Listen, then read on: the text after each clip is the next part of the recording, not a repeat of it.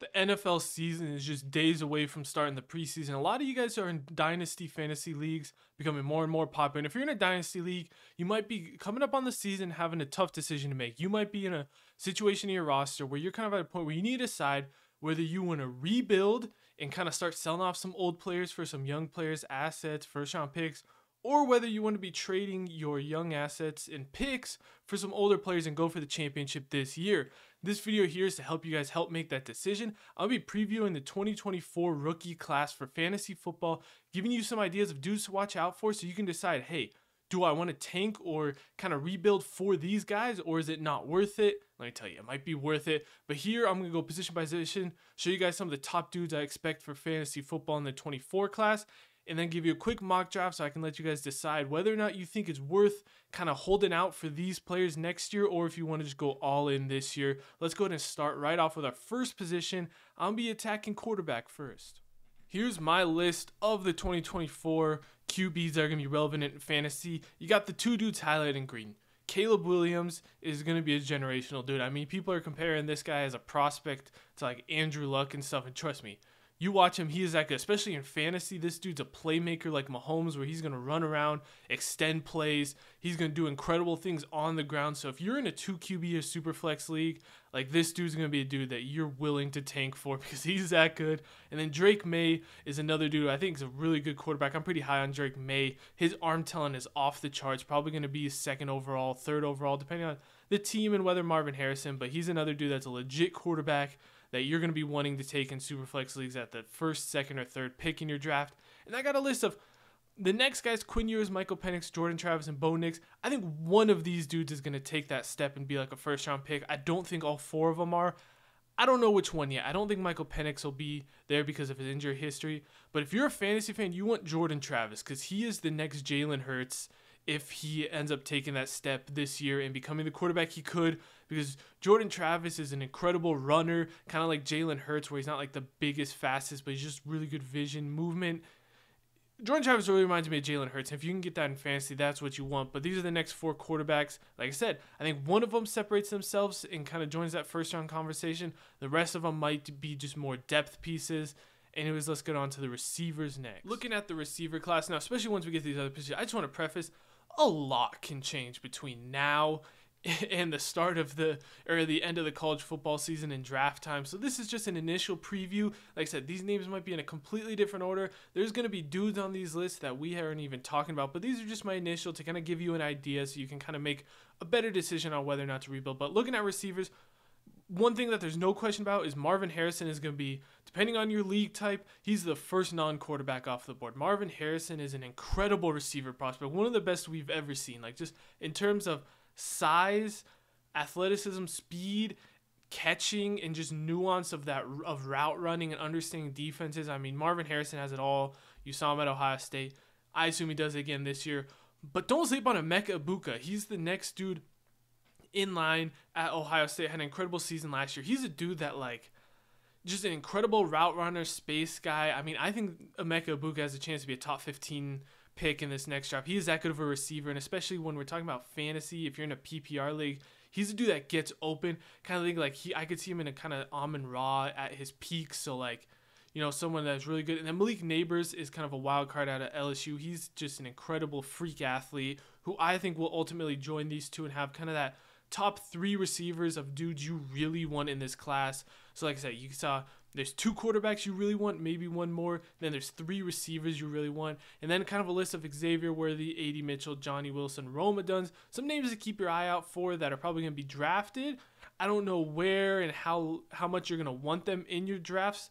Kind of depends on how the season goes, but guys to keep your name on. But there's definitely 3 dudes that you for sure are going to want to keep your eyes on in Marvin Harrison, Emeka Egbuka, and Malik Neighbors. Now let's go ahead and jump into the looking at the running back list. This one is a mess.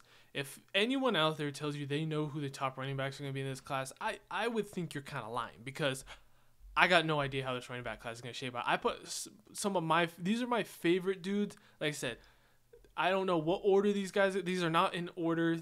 There's no specific order, but just some dudes. Travion Henderson is definitely the highest upside out of all these. That's why I have him at the top, because if you were to tell me one of these dudes could jump into the first round it's Travion Henderson, just that talent out of Ohio State that he has.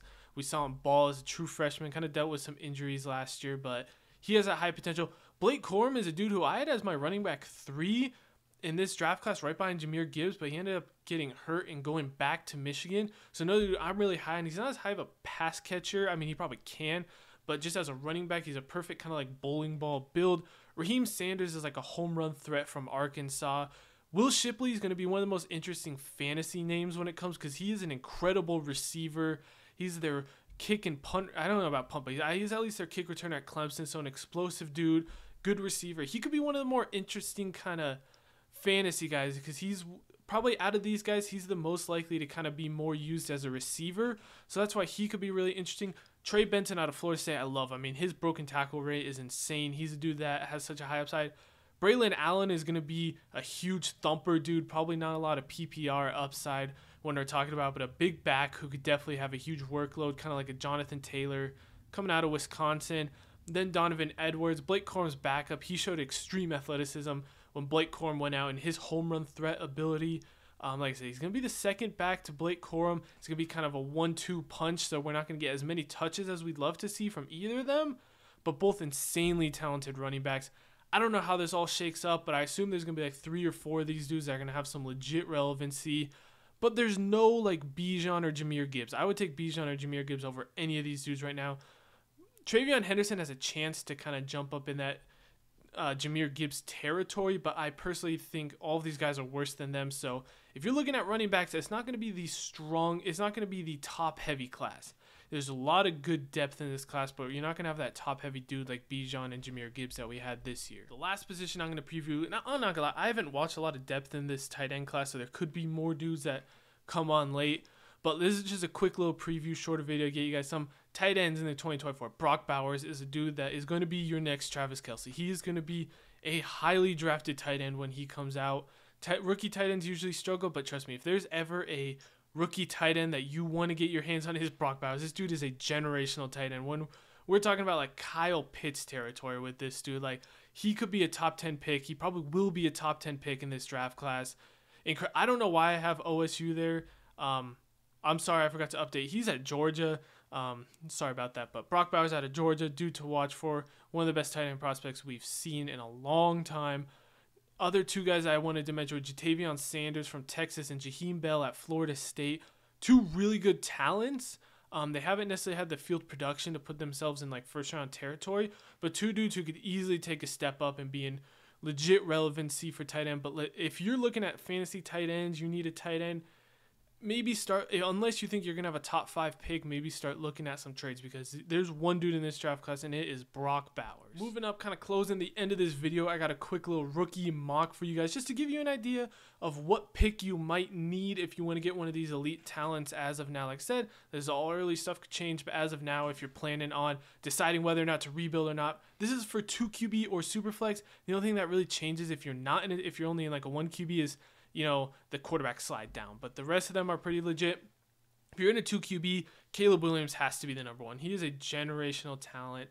Unless you're a team that has like Josh Allen and Lamar, or you have 2 legit quarterbacks, Caleb Williams is the number 1 pick. And I think Marvin Harrison and Drake May 2 and 3 can kind of go either order, depending on what your team needs. I think if you're fine at quarterback, you got to take Marvin Harrison, because like I said, this dude is a legit receiver prospect. But if you need quarterback, Drake May I think is going to be really good. He's going to go there. Like I said, this can all change depending on where they get drafted too. But this is just in terms of talent. This is what you're hoping for. Drake May 3. Brock Bowers, like I said, I think Brock Bowers is that good that he could be a tight end drafted 4th overall. There's some in this class is so top heavy. I have Emeka Egbuka at 5. Like I said, I told you how high I am on Emeka Egbuka, and just his ability to separate and be a really high reception dude, I believe, in the NFL. So I said, if you're looking at this and you're looking at wanting to rebuild or not, if you're like, hey man, if I'm going to rebuild, I want to be sure I'm getting a stud, you need a top 5 pick. It's basically what I'm saying for this. Like I said, another guy could sneak in there. One of these dudes could somehow return.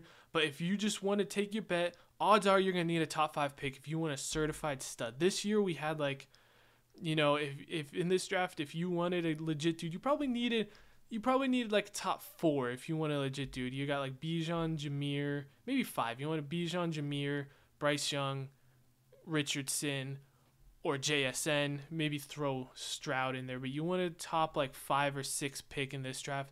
You're looking at about the same, 5 or 6. Like I said, one running back like Travion Henderson, I have there, Malik Neighbors, 2 dudes who could jump up into that green territory, who I think have that upside, but those dudes are there. And then, like I said, once you get on, it's going to be a lot of running backs probably. There's going to be a lot of like second, third round running backs in this draft class. There's going to be a lot of good depth at running back. But like I said, Travion Henderson is the one dude I have. If there's going to be a dude that is that elite first round running back, it's going to be Travion probably, but it's kind of mixed up. So this is your draft. Get a top 5 pick if you're going to rebuild, because there is some legit talent coming up in this class. So there you have it. That's my quick preview for the 2024 fantasy rookie drafts. So now you got to look at that and decide, hey, what do I need? If you're rebuilding and you're like, hey, I'm kind of strong at receiver and quarterback, but I want to rebuild for running back, I would recommend not, because I don't think this is going to be a great running back class. But if you're a team and you're like, hey man, I'm really struggling at quarterback or receiver, it might be worth rebuilding, because you got dudes like Caleb Williams, Marvin Harris. Like if you can get one of those 2 dudes, those are going to be some of the most valuable dudes in all fantasy football the second they get drafted into your league. Like if you look at like trade value charts, I guarantee you a year from now, Caleb Williams is going to be a top 5 quarterback in terms of fantasy value. Marvin Harrison is going to be top 5, maybe even like top 4 receiver in terms of fantasy value. So if you think you can get a top 2 pick, which is hard to tell right now, but if you think you can get a top 2 or 3 pick, it is 100% worth it. Give up what you have to, because these dudes are going to be legit fantasy dynasty guys. So that's where I think it's kind of worth it. Like I said, a lot of depth in this class, but if you're looking at running backs, not too strong. Receiver could be pretty good. I think receiver class is definitely going to be better than this last year. I think Marvin Harrison I would take over JSN. I think I'd slide JSN second above Emeka. But then you have like Emeka Buka, Malik Neighbors, I think are probably going to end up being better prospects than Quentin Johnson, Zay Flowers, and Jordan Addison. So you got deep receiver. If you need receiver, you're going to get a deep class probably, hopefully. Like I said, a lot can change between now and the end of college football season. Like you go back and look at way too early 2023s, like they're pretty far off a lot of times. So it's really hard to project. But if you need to project, if you're in that terms of making a decision, here's the information you need. I'm not going to tell you whether or not you should rebuild or go for it this year, but those are the dudes to look out for. Make your decisions if you want to rebuild based on this video if you want. That's going to be it for me. I'll see you guys in the next one. Let me know any questions you have about Dynasty, whether or not you think you should rebuild, whether or not these guys are worth it, and I'll see you. Thank you. Make sure you like, subscribe, do all that stuff if you enjoyed the video. I'll see you then.